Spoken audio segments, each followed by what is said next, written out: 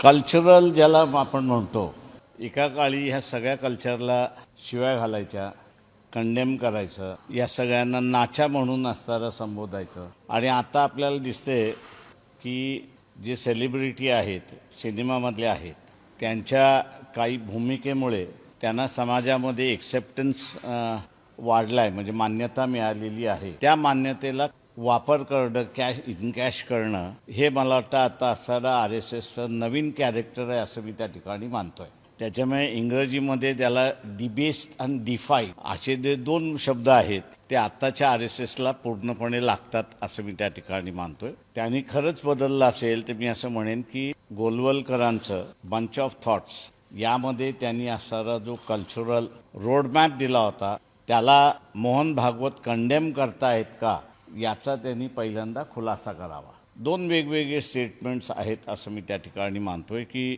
दक्षिणेतले राज्य म्हणजे मुंबईमध्ये स्टेटमेंट करणं म्हणजे हे दक्षिणेतले राज्य असं मी त्या ठिकाणी मानतो की त्यांच्यामध्ये सोशल मूवमेंट ह्या रुजलेल्या आहेत आणि धर्मवेडेपणा हा अजिबात कमतरता आहे त्या ठिकाणी असं दिसतंय, म्हणजे कमी आहे असं त्या ठिकाणी दिसतंय. पण तीच भूमिका असणारा मोहन भागवत यांची उत्तर भारताच्या स्टेटमेंटमधनं दिसत नाही अशी परिस्थिती आहे.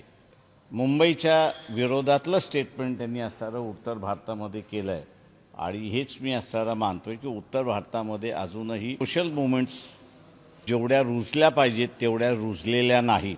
आणि याचं ताजं उदाहरण आपल्याला असणारं द्यायचं असेल तर 2012मध्ये UGCने इक्विटीच्या संदर्भातला असणारा एक GR काढला होता. SC आणि ST पुरता मर्यादित होता. आत्ता नवीन जो GR काढलेला आहे, नियमावली काढलेली आहे, त्या नव्या नियमावलीमध्ये SC ST तर आहेच पण त्याच्याबरोबर OBC हे सुद्धा त्यांनी ॲड केलेलं आहे. त्यांच्यामध्ये सुद्धा शिक्षण क्षेत्रामध्ये डिस्क्रिमिनेशन मोठ्या प्रमाणात होतं आहे आणि इक्विटी तिथेही आली पाहिजे. आपण बघत असाल की RSS प्रेरित ज्या संघटना आहेत सगळ्यांनी नव्या UGCच्या नियमावलीच्या विरोधात आंदोलन उभं केलेलं आहे आणि छुपी मागणी ही आहे, हा जो OBC नवीन फॅक्टर जो तुम्ही आणलेला आहे तो तुम्ही वगळा. तो वगळत नसाल तर मग आम्ही सुद्धा सवर्ण आहोत तेव्हा आमच्यावरतीही अत्याचार होतो अशी परिस्थिती आहे आणि म्हणून विरोध चाललेला हे दिसतंय. त्याच्यावरती असणारा RSS चुपकी आहे अशी परिस्थिती दिसते तिथे.